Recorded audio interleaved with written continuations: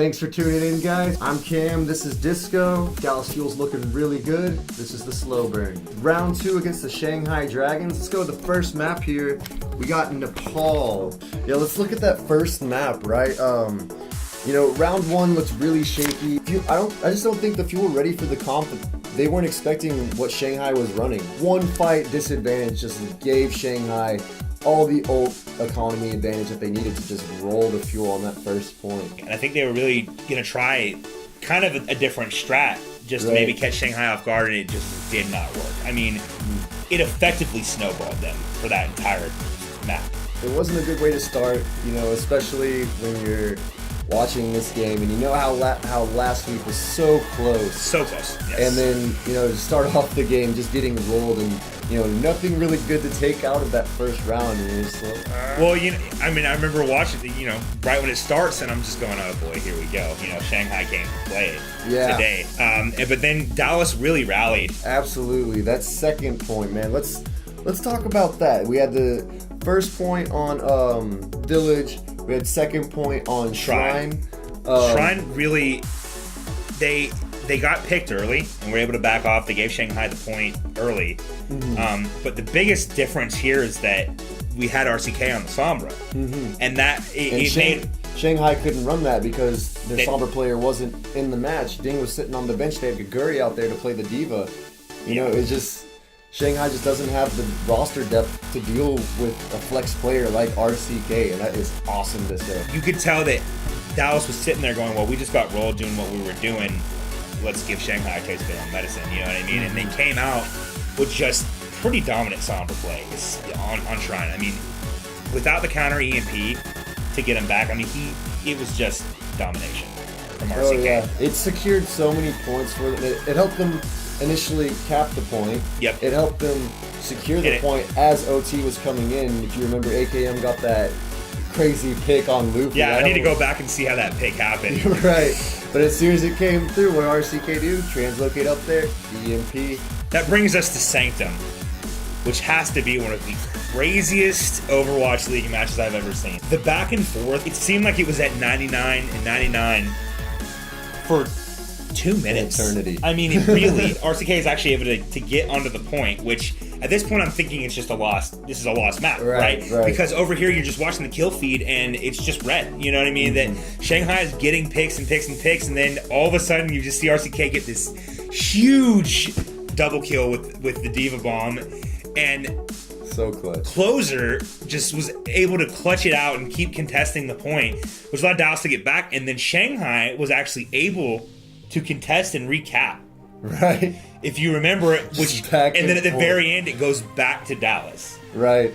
After RCK came back on the Hammond, after just using his ultimate and charging up a Hammond ultimate, dropping the mines on the point. Perfect setup for Dallas. Perfect execution by RCK and Closer. Just really special stuff. Hollywood, they initially... The Fuel really, I was getting worried because, I mean, they got rolled at first. What was so great about this match is Dallas was able to hold it in the second checkpoint for 3 fights. I mean, you know, and that really, because by the time Shanghai was able to get it through the second checkpoint, it was overtime. Right, awesome. For that long. Like, it completely burned out Shanghai's time, and that's what allowed them to only get so much progress going into that last checkpoint. Really set the Fuel up for success. I was worried as well because we saw against the Charge, the Fuel really stalled out there at that checkpoint, especially that last bend right before you actually get to the checkpoint. Shanghai really invested some ults, some big ones, that grab, in which they didn't get any picks, and Dallas actually got a pick. OGE got that charge when they got the grab, and then Shanghai got a pretty big EMP, only for Dallas to get a couple picks out of it. So that was huge on that defense for the Fuel. I think that kind of characterizes that whole defensive hold right there. Shanghai kept using ults, and somehow, some way, Dallas was coming away with the picks. You know, just like, here comes the big grab, and that kill feed was all white. That took us to Anubis, the game-winning map for the Fuel. And I mean, just not slowing down. RCK was on point, and who we really saw come on this map in particular was Unko. He was just dinking people. What's Shanghai's diva player on that map? On that map, it was Guardian. Was it It's Guardian? hard to keep track of all the people that couldn't keep up with RCK. When he was able to deny the remake of Guardian, that was just such a huge Yes. pushback, because at that point, Shanghai really has to back up. And He did it twice on that map. Yeah, he did. But I mean, just to go further into Unko, man, the aggro play that he was demonstrating, you know, he was always in the right spot, always avoiding just the focus of the other team. I remember there on that point A, for a while there, he was on the bridge and just Gamsu was right next to him, and he was just right behind him, dinging him in the back of the head, and nobody turned around. my favorite part of the map by far, which was probably ended up being the play of the game, was that huge OGE shatter in the little mini pack room. Yeah, just right there at that choke, man. The whole team got in there. They threw a grab in there. There's great stuff all around from the Fuel. When the Fuel first came to get point B, that grab was huge, but was even bigger. It was closer going around and getting that boop to actually secure a pick there and really begin for the Fuel to capture point B. Good old-fashioned bump set spike, right? I have no idea what you're talking about. You don't know volleyball? I mean, I know what a spike is. But It's like, ball. that's like the rhythm, right? Like you bump it and then someone sets it. That's and it, then spike. someone Okay, yeah. You know. Getting too athletic in here. Back to Overwatch. Oh yeah, man, it was just a great way for the Fuel to win. They were able to force the Dragons into overtime on their attack, meaning on that on the second attack for the Fuel. Just had to get that first tick on point A and wraps it up. That's an easy clap, easy win. Way to go. Feels good, man. Right on. Let's move into Route 66. The thing I noticed right away is we were finally getting Somber Goats for Somber Goats, which you knew was really just going to be a battle of the EMPs and how the supports were going to be able to react around the EMPs.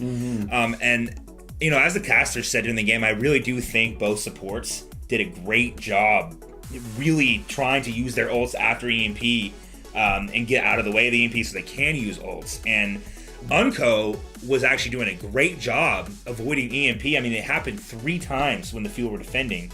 Unco successfully avoided EMP and comes out with trans as fast as he can. Right. And it just still wasn't enough because the burst damage was just too much. And I mean, you know he had to be frustrated because he's successfully dodging every time. Everything he did in that match was fundamentally correct. I mean, they still won the map, right? They did.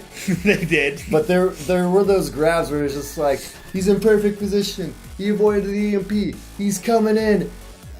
People still died. Right, it's like OG's already down, AKM's down, oh no. Zach got charged out of the grab. Yes, it's just unlucky. You know, there's nothing, it's just unlucky. Yeah. Nothing else you can say there, Unco. You great job playing. I mean, seriously. So we still see it, even though it didn't turn things in favor of the Fuel.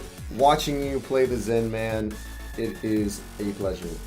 it is a treat. He's definitely up there as one of the top Zens. Let's talk about that back cap there, man. Oh, God, that's right. A little bit of a So we're from the first match this season. Yeah, no kid. So What's up with Shanghai not being on the point? because I'm watching this going, oh my God, the Dallas has to come back and be flawless here, right? You're watching OG get chased down, AKN get chased down, they're all dying, then all of a sudden you see that the payload has reached the tick and you're going, what happened? And so they allowed themselves to get back cap there, which really, I think, was one of the biggest reasons the Fuel were able to win that map 4. Besides the C9 from Shanghai to allow us to cap the first point, I mean, it was really actually looking grim for Dallas to win that last map because RCK really had his first faults, I think, of the whole entire match where he was just getting picked early, just a little unlucky, you know. It happened twice in a row. And then what finally turned it is Ding got picked early, right? At the worst possible moment he could have. Right before he got his EMP. Yes, and that just completely turned it around for Dallas because it allowed RCK to get his EMP, and that just, you know, put the nail in the coffin. Allowed Dallas to secure that 4-0. There it is. 4-0. Well, that's all for this week, guys. I'm Cam. I'm Disco. You've been watching The Slow Burn. You can catch us on WatchPhantom.com. We'll see you next week.